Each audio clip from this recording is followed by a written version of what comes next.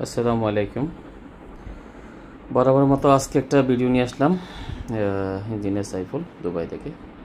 তো ভিউয়ার্স, এটা আসলে আমাদের একটা সদ্য electrical room, main electrical room. এটার এলপি প্যানেলের কাজগুলি হচ্ছিল। তো বিভিন্ন কম্পোনেন্টগুলো আমরা কীভাবে বসাচ্ছিলাম এটারই আমি আসলে ভিডিও করাটা। এটা একটা যেটা দেখতেছেন এটা এসএমডিবি জিএফ বলা হয়। তো গ্রাউন্ড ফ্লোরে যে সার্ভিসগুলি আছে সবগুলি এই এসএমডিবি থেকে ডিস্ট্রিবিউট করা হয়েছে আর কি। ঠিক আছে, এই যে এটা ব্ল্যাক কালার যেটা দেখতেছেন এটা মেন কেবল। তো এসএমডিবিটা এখনও অগোছালো, এটাকে আস্তে আস্তে আমরা ড্রেসিং করব। আর এই যে দেখতেছেন এটা হচ্ছে এলপি প্যানেল। ট্রান্সফর্মার থেকে মেন কেবিলটা এই যে ডান সাইডে যে ইনকামারটা আছে এখানে কেবিলটা মেন আসবে। তো এখান থেকে আমাদের পুরো বিল্ডিংয়ের মধ্যে সাপ্লাইয়ার হবে। এরপরে যেটা আছে এটা জেনারেটর সাপ্লাই হবে, এটাও একটা এসিবি। এরপরে হচ্ছে সব আউটগোয়িংগুলি, তার মানে প্রতি ফ্লোরে এক একটা এসএমডিবি আছে। এসএমডিবির আউটগোয়িংগুলি এখান থেকে অন অফ সুইচটা। তারপরে এখন যেটা দেখতেছেন এটা হচ্ছে এটিএস প্যানেল। এটিএস প্যানেলটা হচ্ছে এটাতে ইলেকট্রিসিটি যেহেতু থাকবে তখন নর্মালি যে সার্ভিস যে জিনিসগুলি আছে অর্থাৎ লিফট, করিডোর লাইট, এইসব যেগুলি আছে তো নর্মাল কারেন্ট থেকে চলবে। ইনকেস কোনো কারণে যদি কারেন্ট চলে যায় তো এখানে জেনারেটর সাপ্লাইটাও দেওয়া থাকবে। জেনারেটর থেকে অটোমেটিক কাউকে হাত দিয়ে ধরতে হবে না, অটোমেটিক মেইন ইলেকট্রিসিটি চলে গেলে জেনারেটর চালু হয়ে যাবে। আবার জেনারেটর মেইন ইলেকট্রিসিটি যে আসলে জেনারেটরটা অটোমেটিকলি বন্ধ হয়ে যাবে। তো এখানে তিনটা কেবল, একটা হচ্ছে ইন, একটা হচ্ছে জেনারেটর ইন, একটা হচ্ছে মেইন ইন, একটা হচ্ছে আউট। তো এই দেখুন আমাদের ইলেকট্রিক্যাল রুমের আমরা কেবিল ট্রে দিয়ে সব কিছু কেবিলগুলি টপ এন্ট্রি করা হয়েছে। যে কনসালটেন্ট আছে, ডিজাইনার যারা আছে তারা বলতেছে এটা না, ম্যাক্সিমাম কেবিল তোমরা টপ এন্ট্রি করো।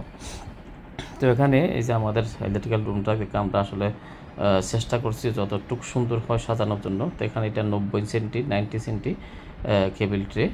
হ্যাঁ, আর এটা হচ্ছে এসি। এই রুমটাতে অবশ্যই এসি থাকতে হবে, কারণ প্যানেলটা যেন সবসময় ঠান্ডা থাকে, সেজন্য এখানে একটা এসি বসানো আছে, এসির আর এই যে আমরা কেবিলটা যে প্যানেলে নামানোর জন্য দেখুন কত সুন্দরভাবে আমরা প্যানেলের মধ্যে কেবিলগুলি নামিয়েছি। আর এগুলি সবগুলি হচ্ছে আউটগোয়িং।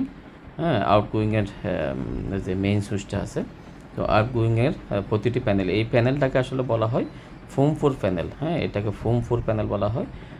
এটা 80 সেন্টি ডিপথ হয়। আর এটা আসলে দুবাইতে ম্যাক্সিমাম জায়গায় এরকম ফোম 4 প্যানেল ইউজ করা হয়। আর শারজাতে, আমরা যে শারজা এরিয়া আছে ওখানে কিন্তু ফোম 2 ইউজ করা হয়। ফোম 2টা ডিপথ হয় 60 সেন্টি, বাট ফোম 4টা 8 সেন্টি। এখানে 3-4 ধাপে 3টা স্টেপ আছে। উপরে একটা ডাকনা আছে, তারপর মাঝখানে এমসিসিবি, এরপরে পিছন থেকে 5 বার। দেখুন এই যে কেবিলগুলি যে টপ এন্ট্রি হলো, এই যে দেখুন কেবিল ট্রেটাকে আমরা ব্যান করে সুন্দরভাবে কেবিলগুলি ড্রেসিং করে নিয়ে আসলাম। তো এই যে ড্রেসিং করার জন্য ভিতরের সাইডে আমরা কেবিলটা রাখছি, আর্থিংয়ের সাইডটা আমরা একটু ফ্রন্ট সাইডেও রাখছি, দেখতে যেন সুন্দর হয়। সবগুলিকে খুব সুন্দরভাবে এখানে আমরা এটাকে সাজিয়ে কেবিলগুলিকে নিচে নামানো হলো।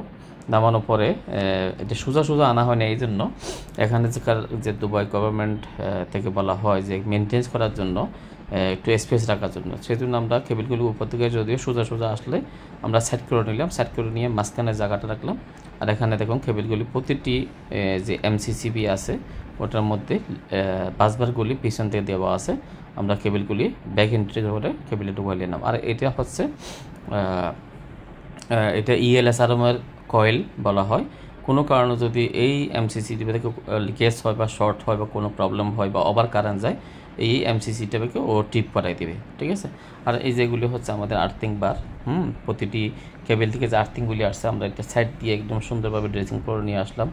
নিয়ে এসে এটাকে আমরা আর্থিংগুলিকে নিচ থেকে ঘুরাইয়ে মানে লাক্স করা হলো আর্থিং বারের সাথে। এখানে স্পেসটা রাখা হলো যেটা বললাম মেনটেন্স করার জন্য। তো এইভাবেই মোটামুটি আমাদের কেবিলগুলি টপ এন্ট্রি করে আমরা এটা ব্যাক এন্ট্রিতে করে ঢোকানো হয়। এটা হচ্ছে আসলে ফোম 4 প্যানেল ক্ষেত্রে এই ধরনের হয়, বাট ফোম 2 ওইগুলি অন্য সিস্টেমের হয়, ওইটা যেহেতু 2টা পার্ট হয়। এখানে আমাদের এই কেবিলগুলি হচ্ছে 300 mm 4 কোর 300 mm স্কোয়ার। এটা 3টা কেবল একসাথে একই বাসবারের মধ্যে কানেক্টেড হবে। এটা আসলে ক্যাপাসিটার ব্যাংকের জন্য। তো 3টা কেবলকে একই বাসবারে কানেক্টেড হবে, যেহেতু এটার এম্পিয়ার বেশি ছিল।